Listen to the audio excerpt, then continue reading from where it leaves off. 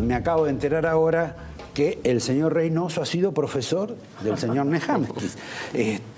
Ahora se tratan como si fueran colegas, pero en lugar de estas minucias... Pero siempre la autoridad la tiene él, ¿eh? ¿Sí? Eso no se pierde nunca. Bueno, veremos acá quién habla primero. La verdad que para mucha gente esta elección ha sido una sorpresa, no tanto porque no supiera lo que iba a ocurrir, porque todo el mundo venía medianamente empapado, sino porque se ha modificado bastante el cuadro con relación a las PASO. En ese aspecto hay dos cuestiones, una elemental, el anabólico que le da a Mauricio Macri esto, me parece, pero también saber qué es lo que pasó para que viniera esta suerte de hinchazón amarilla, ¿no? Sí, una primera cuestión. Me parece que la inclusión de las PASO genera un efecto doble vuelta a la francesa. Entonces, el primer resultado electoral de agosto generó una especie de, los americanos llaman honeymoon, ¿no? De luna de miel con el gobierno, de ganador, y ahí viene un efecto tracción que en octubre se materializó. Alcanzó en algunas provincias para revertir resultados y en otras también el peronismo logró revertir algunos, pero son en donde, digamos, el padrón electoral es más pequeño, ¿no? Como San Luis, Chubut, La Rioja. Sí, pero el origen de la fiebre, ¿cuál es? Que venía un ganador. Sí, el origen de la fiebre venía un ganador, además creo que también las otras opciones de la oposición perdieron peso específico desde el punto de vista de sus electores, ¿no? El caso de Massa en provincia de Buenos Aires es clarísimo, pierde entre 4 y 5 puntos que son traccionados, no sé si directamente, pero una buena proporción de ese electorado es traccionado por la alternativa. Pero yo le agrego un elemento a lo que dice Diego, que es complementario, que es la presencia de Cristina Kirchner en la elección. El rechazo. Claro, Cristina Kirchner con sus techos y sus pisos, es decir, al ser era la candidata más potente que podía ofrecer el peronismo en la provincia de Buenos Aires, pero al mismo tiempo eso le daba una dimensión nacional a esa elección, casi en términos plebiscitarios, que convierte esa especie, digamos, a la elección general en una segunda vuelta de las PASO, es decir, que potencia el efecto polarización que ya existe en la sociedad y entonces genera, digamos, que con mayor facilidad haya un corrimiento de votos de las otras fuerzas políticas hacia la fuerza que menos rechazo genera. En este caso cambiemos con una candidatura, con un candidato soft, poco atractivo y con la figura de María Eugenia Vidal, que hoy es la figura más potente que tiene, yo diría, casi la política argentina, pero sin duda la política de la provincia de Buenos Aires. De cualquier modo, la hegemonía ha pasado a tenerla, ha tomado una distancia, se agarró un globo amarillo para él solo, Macri.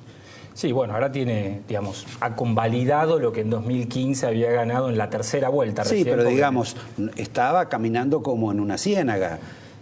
Tuvo un año que empezó, no sé si vos compartís, febrero y marzo fueron los peores momentos del gobierno, incluso en la opinión pública, ¿no? La satisfacción caía, la aprobación caía. Por primera vez en la encuesta nosotros de la universidad teníamos la desaprobación superando la aprobación del gobierno, desde que había asumido. Había arrancado en 76 en enero y ahí estaba en 46, 45 en el mes de febrero de este año. Pero perdón, ese tipo de manifestaciones a veces no tienen nada que ver con el hecho de votar. Porque, por ejemplo, si uno habla con la gente del campo está en contra de cuestiones, si bien les ha dado más elementos que lo que dio el gobierno anterior, están muy quejosos, no solo por el tipo de cambio, sino por las inundaciones, en fin. Determinadas, no vamos a traer a alguien pero ¿a quién van a votar? Claro, pero ahí está el efecto que señalaba. Me parece que ante la alternativa, esta elección 2017 volvió a ser una elección de evaluación no de esta gestión, sino del gobierno anterior. Bueno, entonces ahora, ese fue el problema. Sí. Entonces, como un doble plebiscito. Sí.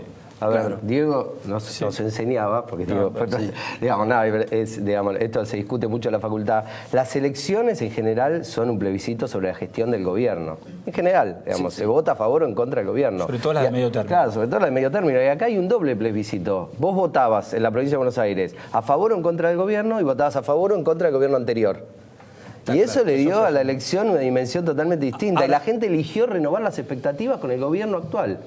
Y decir, lo que dijimos en el 2015 lo ratificamos ahora. Hay un ciclo político que terminó y se inicia uno nuevo. Eso no quiere decir que el nuevo haya cumplido todas las expectativas. De todas maneras hay que decir, sacó 37,5% de los votos, digamos. Cristina. Claro, por eso digo. Pero hay más de un tercio del electorado que todavía le sigue dando, digamos, el respaldo. Y seguimos hablando de la provincia de Buenos Aires. Sí, provincia de Buenos Aires. Ahora, el dato más interesante, por lo menos que a mí me registro, es que yo no sé si se termina un ciclo, si se va al tacho el peronismo, si va a resurgir, si ella va a tener un fenómeno de resurrección. Todo eso, lo que sí creo que se ha cerrado es que ya el gobierno, Macri, no puede hacerle más oposición a Cristina. Claro, bueno, sí, ahora tiene que gobernar sin la excusa del gobierno anterior. Claro. Debería. Perdón, No, yo creo debería. Lo que pasa es que, bueno, ¿pueden decir lo contrario? No, debería pasar eso. Lo que pasa es que va a depender de cómo gravite el factor Cristina y cómo maneje la comunicación el gobierno, si las cosas van bien o mal, ¿no? Me imagino que si las cosas son más o menos refractarias, traerá a Cristina al campo de juego y volverá a tratar de hacerle comparar al electorado, es ellos o nosotros. Digamos. Ahora el gobierno tiene todos los recursos para iniciar un ciclo político exitoso, como fue, no sé, el menemismo en los 90, el kirchnerismo en los 2000. Sí, un ciclo exitoso. Bueno, las sociedades empujan a eso. Empujan a eso y quieren se enamoran de la... Ciclos largos. Ocurrió con los militares también. Ciclos largos. Después te lo facturan. Ciclos largos, estabilidad económica, un crecimiento económico, una época de bonanza. Eso es lo que la sociedad está demandando y lo que quiera. Hay que ver si el gobierno puede hacer eso, probablemente el kirchnerismo se vaya apagando como elemento polarizante. Ahora, si el gobierno ve dificultades, por ejemplo, para encontrar un ciclo de crecimiento económico sostenido, de crecimiento económico, digamos, a la medida de las expectativas de la sociedad, probablemente, digamos, en términos comunicacionales, potencie la polarización de nuevo con el kirchnerismo, que como bien decía Diego, va a seguir existiendo porque Cristina sacó el 37% de los votos de la provincia de Buenos Aires y es la líder peronista más votada. Y para la política de la oposición con más votos. Está bien, ahora, ella se ha manifestado, y ustedes disculpen, leyendo lo que ella declaró, como una persona que quiere ir a un nuevo balotaje a perder.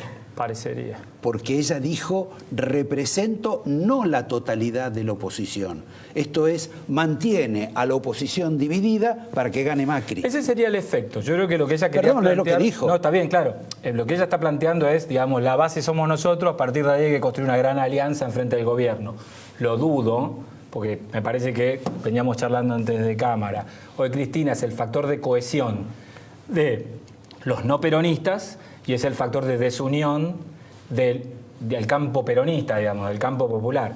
Esto independientemente de los gustos, uno puede estar a favor o en contra, pero es claro que hoy en el peronismo el gran problema es, bueno, cómo lograr la unidad, que ya me parece que no tiene chance de cara a 2019, porque está totalmente no hay ni elecciones de medio término, ni tampoco hay un mecanismo institucional partidario para dirimir el liderazgo, ¿no? Además van a intervenir el partido en la provincia de Buenos Aires. Muy probablemente Ginés García quiere ser el interventor. Claro. Supongo que van a elegir representantes de todas las provincias. Por ahí intervienen el verdadero PJ, porque no sé para qué está... Cristina se erige como la líder más votada y al mismo tiempo es el obstáculo para que el peronismo pueda ser la base de una coalición electoral que gobierne la Argentina.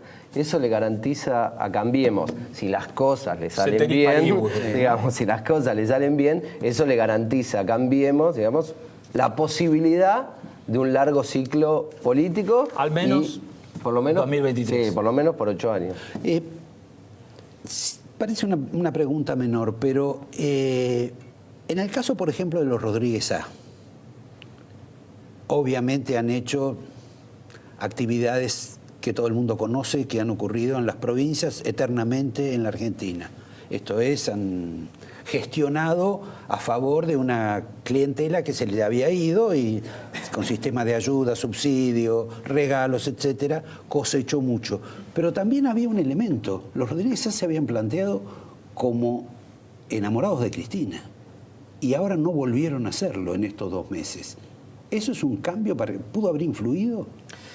Me parece que hay que esperar a ver, digamos, cómo va a decantar el posicionamiento pero me refiero de los en el hecho electoral. Y es probable que, digamos, los Rodríguez A, que durante casi todo el ciclo kirchnerista estuvieron separados del kirchnerismo, se mostraron diferenciados, su oferta electoral era diferenciada, sobre el final del ciclo político, digamos, se articulan con el kirchnerismo y pierden por primera vez la provincia. Entonces uno podría pensar que una parte de la población de San Luis le dio la espalda a ese movimiento bueno, y ellos lo hayan retraído un poco. Es posible. Eso, es relativo, porque la ciudad capital de San Luis era gobernada ya por el Frente, digamos, para la Victoria.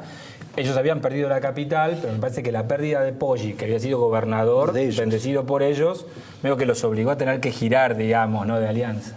Ahora, qué papelón el de Poggi en última instancia, porque tuvo el apoyo del gobierno nacional, había sacado una diferencia gigantesca y parecía que eso era irremediable. Sí. Y verdaderamente terminó perdiendo por 14 puntos, creo.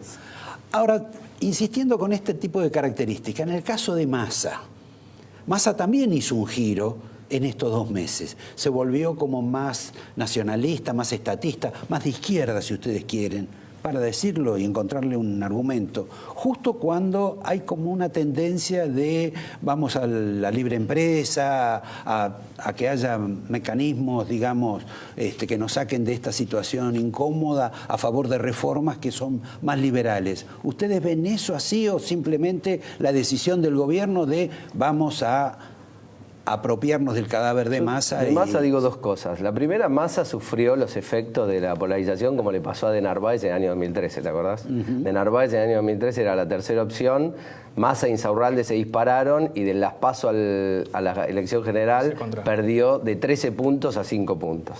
Y por el otro lado, me parece que lo que hay es una reorganización en términos político-partidarios o de opciones partidarias, que es que Cambiemos poco a poco va concentrando y hegemonizando toda la oferta electoral no peronista, no kirchnerista, que antes, cuando el kirchnerismo estaba en el poder, estaba dispersa en distintas opciones. Ahora todas esas opciones, digamos, la representación de toda esa coalición político-social la hace Cambiemos. Entonces la opción Massa, en términos de algo anti-kirchnerista, deja de tener sentido porque eso ya lo representa y mucho mejor Carrió o Macri o María Eugenia Vidal. Sí, no, Cambiemos es el partido del no peronismo, digamos, ¿no? Por primera vez hay una gran fuerza. Bueno, pero eso es claramente lo que está construyendo. Digamos, porque me parece que va a empezar un proceso de tentación hacia ciertos sectores del peronismo. Podría pasar y eso ampliaría la base de sustentación de la coalición de gobierno, pero yo diría que lo primero que articuló fue, como dice Facundo, lo que estaba desarticulado en las provincias, ¿no? Porque había radicalismos provinciales, más bien, pero eran competitivos. Hoy tenés una gran oferta nacional de un partido que había empezado en 2013 sin poder poner lista propia en Provincia de Buenos Aires. Así es. Exacto. Y para confirmar algo que decimos cortito... Lo de María Eugenia Vidal fue medio a las apuradas también, no tenían candidato. Roberto, para confirmar algo que decís vos cortito, yo no descartaría, aunque todavía es una hipótesis muy lejana, que se puedan producir en el peronismo movimientos similares a los que se produjeron en el radicalismo en el año 2007. El tercer movimiento histórico. Cuando gobernadores radicales se articularon en el Frente para la Victoria y tuvimos una fórmula peronista radical que era Cristina, Cobos y vos, ¿te acordás? La fórmula, y que ahora eso sucede al revés, que algunos gobernadores peronistas se pasen del otro lado porque vean que no tienen opción política ganadora o eficiente para ganar del hemisferio peronista. Es una posibilidad. Es una posibilidad en el caso que le cierre la articulación que está haciendo en las provincias en particular, ¿no? Porque también hay competidores que vienen... Sí, claro. Yo hice una pregunta que pensé que ustedes me la podían resolver en la introducción, cuando me refería al caso Carrió, que con el antecedente de Bullrich. Bullrich, digamos, repitió una situación como cuando fue elegido presidente Alfonsín, ganó en la provincia de Buenos Aires y nadie sabe a quién votó en la provincia de Buenos Aires a gobernador, que era un señor que se llamaba Armendáriz. Lo votaron, ganó Armendáriz, nadie sabía quién era Armendáriz, no estoy igualando las situaciones. Armendáriz Roulette. Exactamente, pero a Armendáriz lo conocían menos todavía. Lo singular del caso no es que se repite ahora, pero medianamente parecido. Bullrich va atrás de María Eugenia Vidal. No hace falta un candidato. ¿Para qué tuvieron un candidato tan, digamos, áspero en las relaciones internas de la coalición con Elisa Carrió si no les hacía falta? Es una buena pregunta, pero me parece que hay un juego estratégico, ¿no? Carrió podía jugar en 2 niveles diferentes. Uno en provincia de Buenos Aires y especulando, ¿no? Potencialmente eso podría ser un problema, ¿no? En la rivalidad con Vidal. Y la otra, si quedaba en el territorio, jugar con Lustó, porque ella había sido la aliada de Lustó, exacto, con la que le dieron el susto a Rodríguez Larreta en 2015. Entonces me parece que la jugada fue desactivar la posibilidad de Lustó. Y me parece que funcionó. Pero hay que decir algo. Este resultado no es solo de Carrió. Me parece que Rodríguez Larreta es la gran base de ese resultado. Pero en la provincia de Buenos Aires el resultado es el de Vidal, sí, no, claro, no tanto el de Bullrich. Claro, por supuesto. Me parece que ese es el punto, ¿no? Vidal es la única ganadora de provincia de Buenos Aires. No sé cómo hubiese sido eso con una Carrió candidata. Esa campaña tan prolija, sin fricciones, con un Bullrich silencioso y una Vidal haciendo el sprint final ese de las últimas 2 semanas en las PASO y en las generales. Exacto. No sé si se hubiese podido dar con Carrió. Y una cosa más, Roberto, imagínate las declaraciones de Carrió sobre el caso Maldonado en provincia de Buenos Aires, digamos, discutiendo con Cristina el efecto que hubieran tenido. Ahora, ustedes mencionaron el caso Maldonado, que tuvo, digamos, un alto y bajo importante. Está el tema económico, está el tema de la corrupción, la prisión de debido, etcétera. Esos elementos, ¿cuánto influyeron? Vos, que has sido tan preciso en decir lo que iba a pasar el domingo de las PASO y el domingo pasado, ¿qué incidió, si es que incidió algo en la decisión de la gente? Bueno, sin duda el caso Maldonado no en términos, no es porque la gente no tenga opinión formada sobre el caso, ni le preocupe, ni le deje de preocupar el caso, sino simplemente que digamos, según lo que nosotros veíamos en las encuestas, las posiciones que los ciudadanos electores toman sobre el caso Maldonado ya estaban, digamos, condicionadas por el posicionamiento político electoral que tenían. Para decírtelo en palabras simples para el televidente, de acuerdo a qué lugar de la grieta estabas vos, era la mirada que tenías sobre el caso Maldonado. Entonces, no es que el caso Maldonado podía condicionar tu voto, sino al revés, tu voto condicionaba tu mirada sobre lo que estaba sucediendo. ¿Y en el tema económico? Y en el tema económico, ahí me parece que primó renovarle las expectativas a un gobierno que, como decíamos al principio, todavía no confirmó con hechos concretos ni resultados concretos las expectativas que tienen determinados sectores sociales, esto que vos mencionás del campo, pero que la sociedad decide, o una parte de la sociedad, la que construye esta mayoría electoral, decide renovarle y darle un crédito de 2 años más. Ustedes que hacen trabajos de campo, la gente a esta altura del campeonato, ¿vota partidos o vota nada más que candidatos? A mí me parece que ahora la estrategia de Cambiemos, de armar una marca partido, Cambiemos, es un, digamos, branding, hicieron eso, instalaron muy bien la etiqueta, me parece que puede empezar a generar una nueva identidad y está ayudando bastante en muchos distritos, ¿no? La etiqueta Cambiemos, votar Cambiemos independientemente de a quién, ¿no? Acompañada de algunas personalidades que refuerzan la etiqueta. Vidal, Macri. La etiqueta Cambiemos es Macri. Sí. Digamos, ahora tiene la incorporación femenina de... Pero me parece que el trabajo de hacerlo Cambiemos, el colorido, la identidad, está ayudando también a que no sea el candidato el que tenga que ayudar, sino que la etiqueta, ¿se entiende? El candidato con el logo Cambiemos, etcétera, sea más orientador, le reduce la complejidad al elector, vamos, eso me parece que... Eso te garantiza a vos, porque creo que leí un trabajo último, para decir que entramos a una etapa de bipartidismo, donde Cambiemos se chupó a los radicales, se chupa a Elisa Carrió, constituye una etiqueta y del otro lado va a quedar una especie de patente peronista. Yo lo que digo es que tenemos a muchas provincias que quedaron bipartidistas y si todas esas provincias donde el bipartidismo es Cambiemos Justicialismo, el lado justicialismo articula nacionalmente, entonces podés ir a 10 millones contra 10 millones. Hoy lo veo poco probable que todo eso articule nacionalmente. No hay por dónde empezar a hacerlo articular. Va a depender del trabajo político que hagan. Eso es...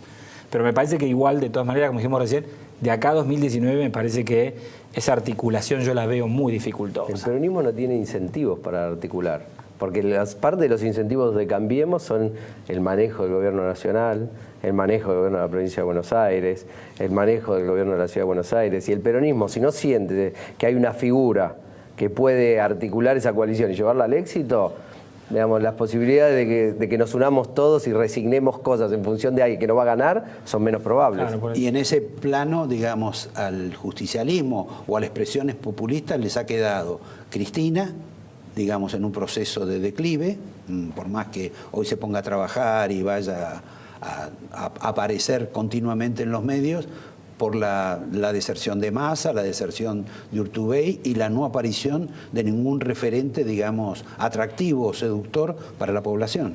Y el peronismo iría a una situación similar al radicalismo del 2005 al 2013. A ver, me la explicás porque yo soy muy joven. No. Esa articulación donde vos tenías un gran partido nacional, el Frente para la Victoria, hoy es Cambiemos. Del otro lado, ¿qué había? Había competidores provinciales, pero eran intermitentes, no eran los mismos para cada elección y no lograban articular una candidatura nacional. 2007 fue 45 contra la candidata mejor votada, que fue Elisa Carrió, 23. Y en 2011, que fue la otra elección presidencial, la diferencia fue enorme, fue 54-17, ¿se entiende? Entonces, pero sí tenías en provincias resultados reñidos. Lo que pasa es que todos los que reñían, competían contra el Frente para la Victoria, no agregaban nacionalmente. Bueno, vas a tener una situación similar, pero a la inversa.